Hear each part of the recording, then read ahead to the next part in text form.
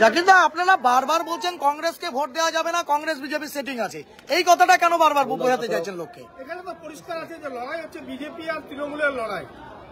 সেই জায়গায় যে লোকটা জিততে পারবে না, যে দলের কোনো অস্তিত্ব নাই, সেখানে আপনি ভোটটা দিন। যারা দিচ্ছে আমরা তাদের বলছি, যারা কংগ্রেসকে ভোট দিবে বা দিতে চাচ্ছে বা দিতে বলছে কেউ, তো নিশ্চয়ই সে চায় না যে বিজেপি জিতুক। তা আপনি যখন চাচ্ছেন যে বিজেপি না জিতুক, তাহলে আপনার উদ্দেশ্য তৃণমূলে ভোট দেওয়া, কারণ ওই ভোটটা কংগ্রেসকে দেওয়া মানে ভোটটা কেটে কিন্তু বিজেপির সুবিধা করে দেওয়া। এটা মানুষের কাছে আমরা বলছি, বিজেপির সুবিধা করে দেবেন না, ভোট কেটে তৃণমূলের ক্ষতি করে বিজেপিকে লাভ করে দিবেন না। আপনারা সরাসরি তৃণমূলকে ভোটটা দিন। এই জন্য বলছি, নিজের ভোট নষ্ট না করে তৃণমূলকে দিন, বিজেপির বিরুদ্ধে লড়াই করতে তৃণমূলকে শক্তি দিন। মুখ্যমন্ত্রী আজকে স্টেজে এসে ইসলামপুরে আক্ষেপ করলেন যে উত্তরবঙ্গে বিগত লোকসভা নির্বাচনে বেশিরভাগ আসনেই হচ্ছে বিজেপি জিতেছিল, এবার বিজেপিকে দেবেন না, কি বলছেন? গতবার 2019-এ নরেন্দ্র মোদীর ভাওতা প্রতিশ্রুতিতে উত্তরবঙ্গের মানুষ একটু বিভ্রান্ত হয়েছিল, কিন্তু 2024-এ সেটা হবে না। আমাদের দৃঢ় বিশ্বাস, আমরা উত্তরবঙ্গে এবার খুব ভালো ফল করব। মোদী এর আগে রায়গঞ্জের সভায় বলেছে যে গোটা তৃণমূলটাই হচ্ছে চোর আর গুন্ডায় আর হচ্ছে দুর্নীতিবাজে ভর্তি। আজকে ডাকু বললেন মমতা ব্যানার্জি মুখ্যমন্ত্রী বিজেপির নেতাদের। আসলে উনি যাদের চোর বলছেন, সে দুদিন পরে বিজেপিতে চলে গেলে সে সাধু হয়ে যাচ্ছে। তো ডাকু আসলে হচ্ছে যে ডাকু সত্যিকারে আমাদের নেত্রী বলেছেন বিজেপি চোর না, একেবারে ডাকাত। চোর হজম করা, চোরকে জায়গা দেওয়া, চোরকে সুবিধা করে দেওয়া। তৃণমূলে থাকলে চোর, আর বিজেপিতে চলে গেল ওয়াশিং মেশিনে ধুয়ে পরিষ্কার হয়ে গেল। তো ডাকাত, সত্যিকার ডাকাতের সর্দার নরেন্দ্র মোদী। এই জন্য বলছি, বিজেপির ভাওতায় না পড়ে তৃণমূলকে শক্তি দিন, তৃণমূলের পাশে থাকুন। আমাদের রায়গঞ্জের লোকসভার প্রার্থী কৃষ্ণ কল্যাণী, তাকে ভোট দিয়ে বিপুল ভোটে জেতার মানুষের কাছে এই আমাদের আবেদন। বললাম যে একটা প্রশ্ন করব, যে টাসো যে সংগঠন রয়েছে তারা নৈতিকভাবে হচ্ছে দার্জিলিং জেলায় গোপাল লামাকে সমর্থন করেছে, কিন্তু এখানে মুখ্যমন্ত্রীর কাছে তারা একটা আবদার করেছিল যে ইসলামপুরকে যখন পুলিশ ডিস্ট্রিক্ট করা হয়েছে প্রশাসনিক পূর্ণ জেলা করা হোক। আজকে মুখ্যমন্ত্রীর কাছ থেকে এটা কেউ শুনতে পেলাম না আমরা, কি মনে হচ্ছে? আমি যদি আপনি আমাকে জিজ্ঞাসা করেন, তো আমি আমার পক্ষ থেকে টাসো বা ওনার সঙ্গে যে আরো যারা সংগঠন আছে তাদের কাছে অনুরোধ করব যে উত্তর দিনাজপুর জেলায় ইসলামপুরকে পুলিশ ডিস্ট্রিক্ট মমতা ব্যানার্জি করে দিয়েছে। এখানে আগামী দিনে নিশ্চয়ই পরিকল্পনা আছে বলে পুলিশ ডিস্ট্রিক্ট হয়েছে। আজকে পুলিশ ডিস্ট্রিক্ট হয়েছে, আগামী দিনে ডিস্ট্রিক্ট হবে। তো ধৈর্য রাখতে হবে। তৃণমূলের, আমি ওনাদের বলবো তৃণমূলের সাথে থাকুন, তৃণমূলের পাশে থাকুন। আপনাদের আবেগকে আমরা সম্মান জানাচ্ছি। আগামী দিন মমতা ব্যানার্জি করবে যা করার, ডিস্ট্রিক্ট হলেও মমতা ব্যানার্জি করবে। আর এখানকার মহকুমা করে যে ডেভেলপমেন্ট করেছে মমতা ব্যানার্জি করেছে, এখানে পুলিশ ডিস্ট্রিক্ট করে সুবিধা করে মমতা ব্যানার্জি সুবিধা করে দিয়েছে।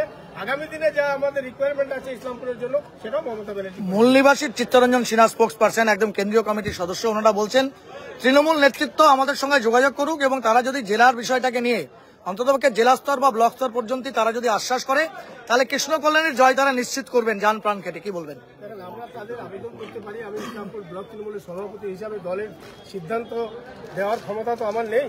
তো আমি একজন ব্লক সভাপতি হিসাবে, তৃণমূলের একজন কর্মী, একজন সৈনিক হিসাবে ওনাদের কাছে এটাই আবেদন করব, এই মুহূর্তে দেশ বাঁচানোর লড়াইটা সব থেকে বড় লড়াই। দেশ আজকে সংকটের মুখে আছে। আজকে এনআরসি সিএ এর নামে মানুষকে বিভ্রান্ত করা হচ্ছে, ভয় দেখানো হচ্ছে। সিবিআই ইডি দিয়ে দেশের এই যে গুরুত্বপূর্ণ সংস্থা, এই সংস্থাগুলোকে দিল্লি সরকার রাজনৈতিক উদ্দেশ্যে ব্যবহার করছে। তাই আজকে দেশের সামনে সংকট, এই সংকটের হাত থেকে দেশকে বাঁচাতে ওনাদের আমি অনুরোধ করব, আসুন সবাই মিলে দেশ বাঁচাই, দেশের সংবিধানকে রক্ষা করি, আর তৃণমূলের পাশে থেকে তৃণমূল প্রার্থীদেরকে জেতানোর সহযোগিতা করার আবেদন করবো। জাহিদুল দা, রামগঞ্জ এবং গোবিন্দপুর, সুজালি, এইসব জায়গাগুলো দুটো কনস্টিটিউয়েন্সি, পার্লামেন্টারি কনস্টিটিউয়েন্সি আপনাকে দেখতে হবে। আজকে বহু গোবিন্দপুর সুজালির লোকও আজকে এই মমতা ব্যানার্জির সভায় এসেছিলেন। ভারতপক্ষে দার্জিলিং এর জন্য তিনি কিছুটা প্রচার করে গেলেন, কি বলবেন? আমাদের সভানেত্রী এখানে আসছে, আমাদের গার্জেন যাকে দেখে আমরা দল করি, ব্লক আমাদের ইসলামপুর, ডিস্ট্রিক্টে আমাদের লোকসভা দুটো হতেই পারে, দার্জিলিং আর রায়গঞ্জ। যেহেতু আমাদের দিদি এখানে আসছে, সুজালি গোবিন্দপুরের লোক আসে, পাশাপাশি রামগঞ্জ মন্ডলের লোক এখানে আসবেই। সুজালি গোবিন্দপুর থেকে প্রচুর লোক এখানে আসছে দিদিকে দেখার জন্য। যেহেতু দিদির দলে আমরা, দিদির উপর ভরসা আছে, দিদির বক্তব্য শোনার জন্য। দিদির বক্তব্য শুনে আমরা সুজালি গোবিন্দপুরের জন্য প্রচার করতে পারি। দিদি আজকে কি বার্তা দিল, সেই বার্তা বাড়ি বাড়ি পৌঁছাবো।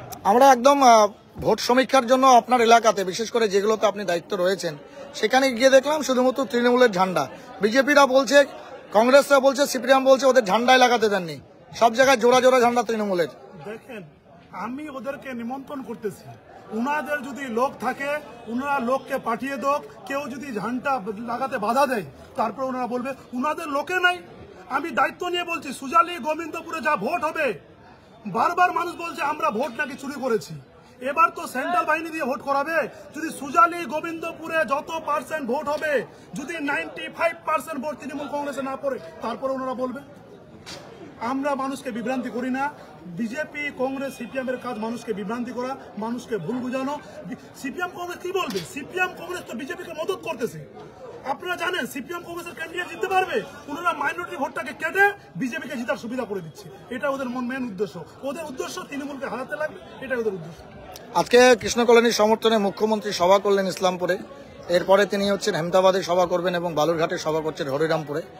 কতটা উজ্জীবিত আপনারা তৃণমূল নেতৃত্বরা? দেখেন, দল যে ক্যান্ডিডেট দিয়েছে সেই ক্যান্ডিডেট নিয়ে আমাদের দলের কর্মী, আমাদের অভিভাবক জেলা প্রেসিডেন্ট কানাইলাল আগরওয়াল, আমার আর অভিভাবক ব্লক প্রেসিডেন্ট জাকির হোসেন, সবাই মিলে যে আর আমরা খাটতেছি। ইসলামপুর ব্লক থেকে নাই করে কম করে হলে আপনারা জানেন আমরা 40,000 ভোট লিড দিব। আমাদের ক্যান্ডিডেট নাই করে 1 লাখের বেশি ভোটে জিতবে। আপনারা জানেন রায়গঞ্জ থেকে উনি বিজেপি থেকে জিতে টিএমসিতে যোগ দিয়েছেন, রায়গঞ্জ একটা ভালো লিড নিয়ে আসবে। আপনারা তো সাংবাদিক ভাইরা আছেন, আপনারা তো উত্তর দিনাজপুরের চিত্র জানেন আমরা কত ভোটে জিতবো। আমরা ভুলভাল মানুষকে বুঝাই না, ভুলভাল বলি না। আমাদের দল, আমাদের সরকার যা করে অতটুকু মানুষকে আমরা বুঝাই। কংগ্রেস ক্যান্ডিডেট বলছে একদম ওদের প্রতিপক্ষ হচ্ছে বিজেপি। তৃণমূল আপনারা ক্ষমতায় রয়েছেন, পঞ্চায়েত, গ্রাম পঞ্চায়েত, জেলা পরিষদ আপনাদের দখলে, 7টা এমএলএ আপনাদের দখলে, সেখানে ওনারা বলছেন যে কেন 98টা গ্রাম পঞ্চায়েতে কয়টা মেম্বার ওনাদের আছে? 98টা গ্রাম পঞ্চায়েতে কয়টা প্রধান ওনাদের আছে? 98টা গ্রাম পঞ্চায়েতে জেলা পরিষদ কয়টা আছে? 9টা পঞ্চায়েত সমিতির মধ্যে কয়টা সভাপতি, কয়টা মেম্বার আছে ওনার? খালি ভুলভাল, ওরা খালি মাইনরিটিকে ভুলভাল বুঝাচ্ছে, ভুলভাল বুঝিয়ে ভোটটাকে খালি কাটার ব্যবস্থা করতেছে। কিন্তু গতবার যে মানুষগুলা উত্তর দিনাজপুরের গোয়ালপুকুর টু ইসলামপুর থেকে মানুষ যা ভুল করেছিল সেলিম সাহেবকে ভোট দিয়ে, এবার মাইনরিটি মানুষ সচেতন আছে, সেই ভুল করবে না, একটা ভোটও কংগ্রেসকে দিবে না। ভিক্টরের বাবা, ভিক্টরের কাকা ভিক্টর অনেকদিন গোয়ালপুকুর 1-2 তে রাজত্ব করেছে, গোয়ালপুকুর 1-2 কোনো উন্নয়ন করতে পারেনি। আপনারা দেখে আসুন, গোয়ালপুকুর 2 এখনো অবস্থা খারাপ আছে। আমাদের এমএলএ গত মিনাজুল আরফিন জিতার পরে গোয়ালপুকুরতে আমরা গোয়ালপুকুর 2 তে উন্নয়ন শুরু করেছি। ইনশাআল্লাহ উপরওয়ালার দোয়ায় আমাদের দিদির সরকারের মদতে আমরা গোয়ালপুকুর 2 তে 5 বছরে রাস্তাঘাট কমপ্লিট করে দিব। দাদা, এর পাশাপাশি আরেকটা বিষয় যে বিশেষ করে চোপড়া বিধানসভা নিয়ে বলবো। চোপড়া বিধানসভার সুজালি এবং বিধানসভা জুড়ে পঞ্চায়েত নির্বাচনে বিরোধী শূন্য ছিল, যেটা নমিনেশনে বিরোধীদের দাবি, তারা নমিনেশনে বাধা দিয়েছিল তৃণমূল কংগ্রেস। এবারে তারা যোগ্য জবাব দেবে, কি মনে হচ্ছে? যোগ্য জবাব দিবে? আপনাকে তো বলে দিন, যত ইচ্ছা বিজেপির কাছে যত সেন্ট্রাল বাহিনী আছে, সুজালি গোবিন্দপুরে যতগুলা ভোটার আছে অতগুলা সেন্ট্রাল বাহিনী দিয়ে ভোট দিয়ে করতে বলবেন। ভোট যদি 95% ভোট না পাই তাহলে আমি দল ছেড়ে দিই। চোপড়া নিয়ে বিধায়ক বলছেন আপনাদের গোবিন্দপুর সুজালিকে নিয়ে 1.5 লক্ষ ভোট লিড হবে দার্জিলিং পার্লামেন্ট, কি বলবেন? দেখেন, সুজালি গোবিন্দপুর আমরা 35,000 ভোট লিড দিব। এমএলএ সাহেব যা বলছে, ওদিকে আমাদের 8টা গ্রাম পঞ্চায়েত আছে, ওদিকে এমএলএ সাহেব ভালো মতো জানে। যদি এদিককার মতো হয় তো ইনশাআল্লাহ আমরা 1.5 লাখ ভোট আরামসে লিড দিব, কারণ আমাদের কোনো বিকল্পই নেই। আপনি তো দাসপুরা থেকে, আপনি বলুন চোপড়া বিধানসভাতে কংগ্রেস বিজেপি বলে কেউ আছে? কোনো চিহ্ন আছে? এমএলএ সাহেব ঠিকই বলছে, আমরা এত ভোট লিড দিব, দার্জিলিং লোকসভা কেন্দ্রে আমাদের উপরে কেউ থাকবে না। খালি দার্জিলিং লোকসভা না, সারা পশ্চিম বাংলায় চোপড়া বিধানসভা যত ভোট লিড দিবে, সারা পশ্চিম বাংলায় কোনো বিধানসভা সে লিড দিতে পারবে।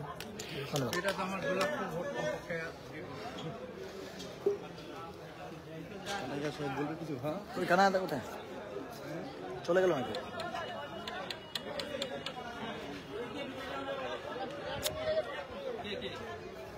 প্রশিক্ষণ আছে, ধরো ক্যামেরাটা ধরো, একদম পারো তো, পারো।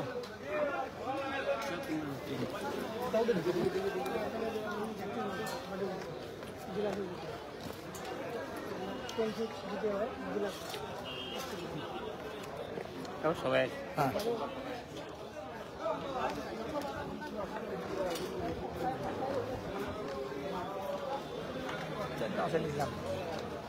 বুঝলি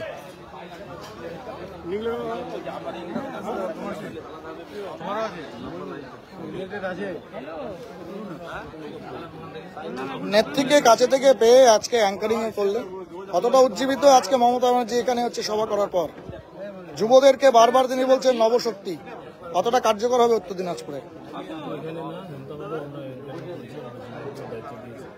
ছাত্র যুবকে দিদি মন থেকে ভালোবাসে, যুবদের একটা আলাদা আবেগ উদ্দীপনা দিদিকে নিয়ে আছে। দিদি হচ্ছে কি আমরা দিদিকে আমরা যুবরা যারা আছি তারা বাংলার মা মনে করি, বাংলার জনগণ অধিনায়িকা মনে করি। আর দিদি যেভাবে বাংলাকে যেভাবে সুরক্ষা করে রাখছে, বাংলার কৃষ্টি সংস্কৃতিকে যেভাবে ধ্বংস করতে দেয়নি বিজেপির বহিরাগত কর্মীদের দ্বারা, সেই জন্য দিদিকে অন্তরস্থল থেকে অনেক অনেক শুভেচ্ছা অভিনন্দন জানাচ্ছি। দিদি এবং আমাদের দলে আরো শ্রীবুদ্ধি ঘটুক, আমরা উপরবেলা ভগবানের কাছে প্রার্থনা করি। আমাদের কি বলবেন, কতটা উজ্জীবিত আজকে নেত্রীকে কাছে পেয়ে? দেখুন, যখন আমরা দূরে থেকে দেখি বা শুনি, আর যখন সূর্য সামনে চলে আসে, এত উত্তাপ, এই মানুষদের আনাগোনা, সকলের উপস্থিতিতে আজকে বিশেষ করে আমাদের জেলা প্রেসিডেন্ট সহ জাকিরদা সহ আরও যে সমস্ত নেতৃত্বটা ছিলেন, মন্ত্রী এমএলএ সাহেবদের নেতৃত্বে আমাদের নার্গিস দি ছিল, সকলের সদিচ্ছায় আজকে কানায় কানায় পূর্ণ এই স্টেডিয়াম ময়দানের লোক বুঝিয়ে দিয়েছে। আর দিদি এত সুন্দরভাবে বক্তৃতা দিয়েছেন, আমরা সকলেই পরিপুষ্ট এবং আশাবাদী। এবং আগামী দিন সবুজ আবির খেলা হচ্ছে, গোটা উত্তর দিনাজপুর জেলা জুড়ে কৃষ্ণ কল্যাণীর যে ভোট ব্যাংক সেটা যে বেড়ে গেল আজকে থেকে, এটা আরেকবার স্পষ্ট হলো। নার্গিস দি, আপনি জেলা পরিষদ সদস্য এবং মহিলা তৃণমূল কংগ্রেসের জেলা সহ সভানেত্রী, আজকে প্রত্যেকেই আপনারা ছিলেন, প্রচুর মহিলার সমাবেশ হয়েছিল, বিশেষ করে আপনার জেলা পরিষদ ক্ষেত্র থেকে কি বার্তা দিতে চাইবেন সকলের জন্য? দিদি আজকে মানুষ যেভাবে দিদিকে পাশ থেকে দেখতে পেল, এবং মহিলাদের সম্বন্ধে যে দিদি বললো, আজকে মহিলারা আরো উজ্জীবিত হলো, আরো দিদিকে দেখে বা দিদির কথাবার্তা শুনে মহিলারা আরো অনুপ্রাণিত হলো। দিদি আমাদের জন্য এত কিছু প্রকল্প করার পরেও দিদি আমাদের এত ভালোবাসে। দিদি আজকে মহিলাদের খুবই উৎসাহিত করেছেন, এবং মহিলারাও দিদির উৎসাহিত সাড়া দিয়েছে, প্রচন্ড হারে মহিলারা সাড়া দিয়েছে। এই রোদ্রুর মধ্যে মহিলারা যেভাবে আজকে কষ্ট করে এসে দিদির সভায় যোগদান করেছেন, আমরা খুব খুশি। আমরা শেষ কথা বলবো উত্তর দিনাজপুর জেলা তৃণমূল কংগ্রেস সভাপতি কানাইলাল আগরওয়ালের সঙ্গে। আমার সঙ্গে থাকবে না?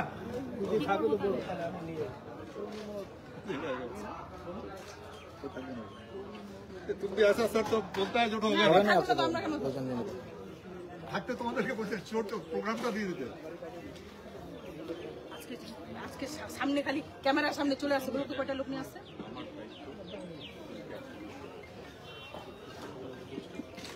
বললাম আজকে একদম দলনেত্রীর একদম মঞ্চে থেকে হচ্ছে সভা দেখলেন এবং তার বক্তব্য শুনলেন, কতটা উজ্জীবিত। আমরা এদিকে চলে আসি।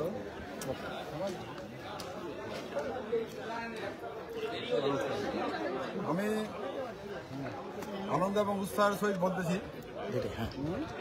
আজকে ইসলামপুরে যে স্টেডিয়াম, সেই স্টেডিয়ামে যে আমাদের জননেত্রী মমতা ব্যানার্জির আজকে জনসভা, আমাদের 5 নম্বর লোকসভা তৃণমূলের মনোনীত প্রার্থী কৃষ্ণ কল্যাণীর উদ্দেশ্যে এই জনসভা সাফল্যমণ্ডিত করার জন্য আমাদের প্রিয় ব্লক প্রেসিডেন্ট জাকির হোসেন মহাশয় অক্লান্ত পরিশ্রম করেছেন, এবং আমাদের অভিভাবক কানাইলাল আগরওয়ালের নেতৃত্বে আমাদের প্রিয় ব্লক প্রেসিডেন্ট যে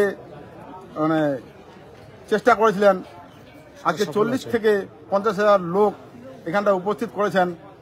আমরা খুবই খুশি, ওনার পরিশ্রম ব্যর্থ হয়নি, এবং আনাচে কানাচে ইসলামপুরের স্টেডিয়ামে আমাদের জননেত্রী মমতা ব্যানার্জির বক্তব্য শোনার জন্য শুধু ইসলামপুর ব্লকেরই এতগুলো মানুষ উপস্থিত করতে পেরে।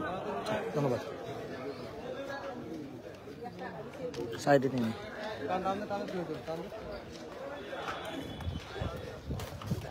একটা নিয়ে অনেক মানুষ আছে যে ক্যান্ডিডেট আছে, ঠিক আছে, বক্তব্য দিচ্ছে। গ্রামে কিন্তু পঞ্চায়েতে ভালো মতো ক্যান্ডিডেট ঢুকতে পারেনি তো। আসো। দিদিকে আমরা যাচ্ছি যে আপনাদের ছবি ভাই